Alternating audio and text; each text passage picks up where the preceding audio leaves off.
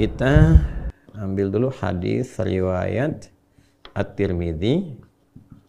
Ini di beberapa kitab hadis dicantumkan ya. Ada di At-Tirmidzi, ada di An-Nasa'i, ada juga di Ibnu Majah, termasuk di Musnad Ahmad ada. Ya, kita ambil dulu yang hadis riwayat At-Tirmidzi, nomor hadis 3000, nomor 3513. Ya.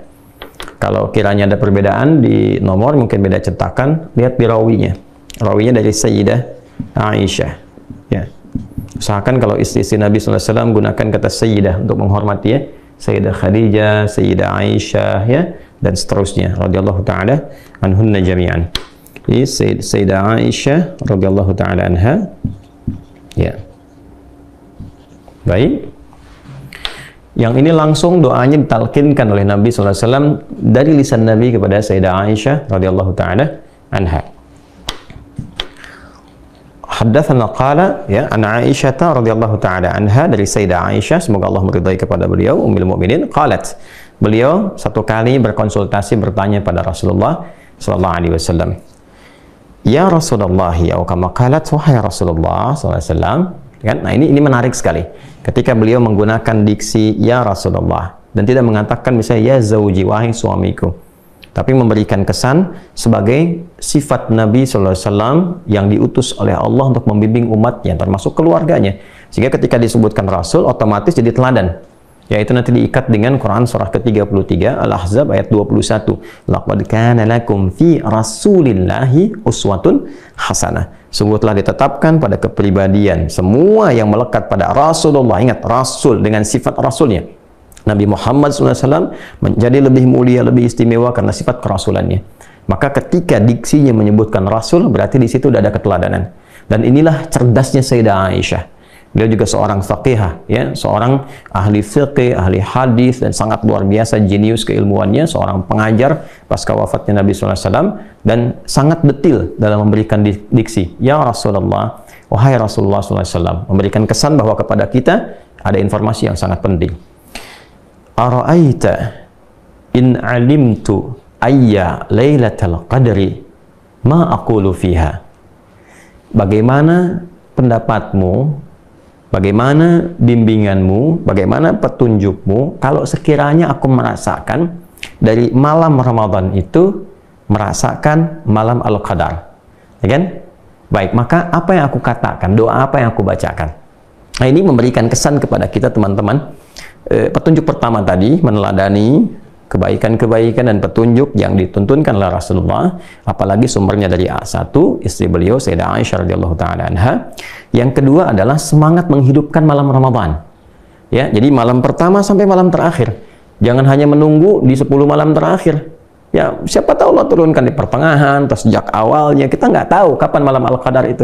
Ya, walaupun nanti ada hadis-hadis meminta kita berburu di akhir supaya meningkatkan semangat, tapi Allah punya hak untuk menurunkan itu di awal, di pertengahan, atau bahkan di akhir. Karena itu hadis ini memberikan kesan kepada kita juga, hidupkan setiap malam Ramadan, sehingga kita bisa merasakan perbedaan di setiap malam. Nah, dalam konteks kita merasakan itu, lalu berdoa, apa doanya? Ini kalau kita baca, cara berpikir cerdasnya, kalau kita baca setiap malam, luangkan waktu 5 menit aja untuk membaca doa ini setiap malam. Ya, cara cepat mendapat malam Al-Qadar kan jangan tinggalkan malam, ya kan? Itu. Ya, paling cepat kan begitu, walaupun cuma 5 menit malam, gitu kan?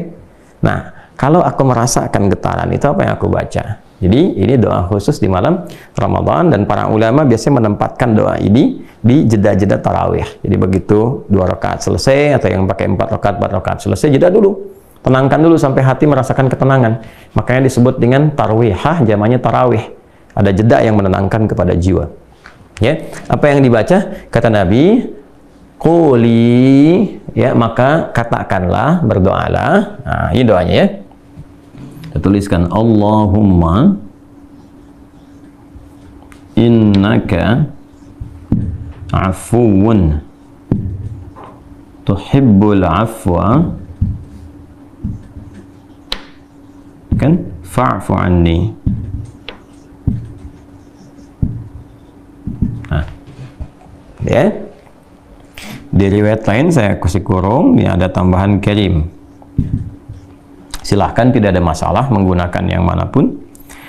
Allahumma innaka afuun. Yang pertama, yang kedua pakai karim, boleh. Tuhibbul afwa fa'fu anni. Nah, ini spesifik untuk malam-malam Ramadan. Hadisnya sahih. Ya, baik. Allahumma, ya Allah. Saya pernah sering kali bahas kalau Allahumma itu adalah kalimat ya Allah yang disatukan, menunjukkan pada ketundukan, ketawaduan, dan penuh harap. Jadi kalau menggunakan kata Allahumma, ada ketawaduan di dalamnya, ada penuh harapan, kan? Kemudian innaka, sungguh engkau, afuun, maha pemaaf, karimun, maha mulia, tuhibbul afwa, engkau mencintai segala bentuk pemaafan. Wah, ini dalam sekali nih, kalau kita ngerti bahasa Arab itu dalam sekali. Jadi kita seakan membalikkan itu kan, meminta dengan sifat yang mulianya. Ya Allah, engkau kan yang maha pemaaf, engkau yang melekatkan sifat itu padamu, engkau yang mencintai semua bentuk pemaafan, ya kan? Fa'fu anni, aku mengakui ya Allah, saat ini aku merasa banyak salahnya, aku telah berbuat banyak kesalahan, maka ya Allah, ya kan? Fa'fu anni, mohon maafkan aku, ampuni dosaku, gugurkan kesalahanku. Ya, ini pakai fa, berharap minta disegerakan gitu kan, ya, disegerakan, mohon ya Allah, mohon berkenan engkau maafkan aku, ampuni aku, sayangi aku, gugurkan kesalahanku. Itu Masya Allah kalau benar kita mengucapkannya dengan getaran jiwa kita, merasakan kehusyuan dalam meminta. Itu yang dimaksudkan hadis ghufira lahu ma taqaddama min dzambi. Ya, boleh jadi itulah wasilah yang mengantarkan kita pada ampunan Allah dari semua dosa-dosa yang pernah dikerjakan, semua.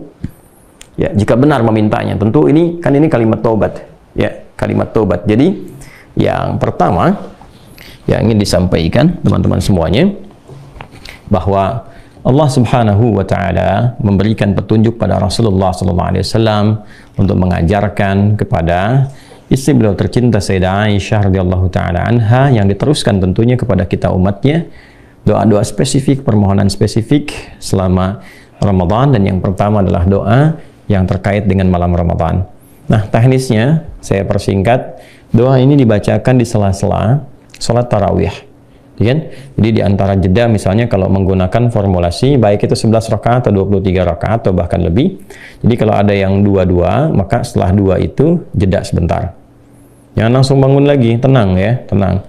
Ya, kalaupun menunaikan berjamaah, tenang sejenak, berdoa dulu, baca dulu ini. Allahumma innaka afuwun karim, Allahumma innaka afuwun tuhibbul afwa fa'fu anni, kan? Nah, kalau sekiranya untuk banyak, ganti kepada nak saja. Allahumma innaka afuwun, Allahumma innaka afuwun karim tuhibbul afwa fa'fu anna, gitu ya. Dan untuk jamak demikian. Nah, kadang-kadang di beberapa masjid diingatkan, ada salah satu yang mengingatkan kepada jamaah membacakan, karena nggak semua orang tahu. Itu cara berpikirnya ya. Jadi jangan langsung berpikir, oh, ini salah, ini bid'ah, ini begini. Tidak. Anda berpikir yang lebih bijak, ya. Berpikir yang lebih bijak. Kalau sudah pada tahu, ya tinggal dipraktekkan. Kalau di masjidnya sudah pada tahu, ya silahkan masing-masing. Tapi beberapa masjid ada yang belum mengerti.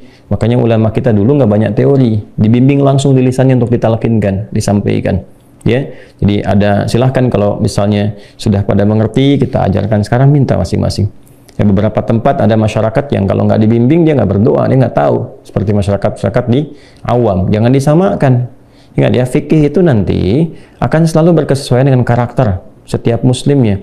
Jadi jangan samakan orang-orang yang sudah mengerti dengan masyarakat awam, orang-orang yang menengah pendidikannya atau bahkan cukup baik, bisa memahami, mengerti, dengan orang-orang yang pekerjaannya sangat sederhana.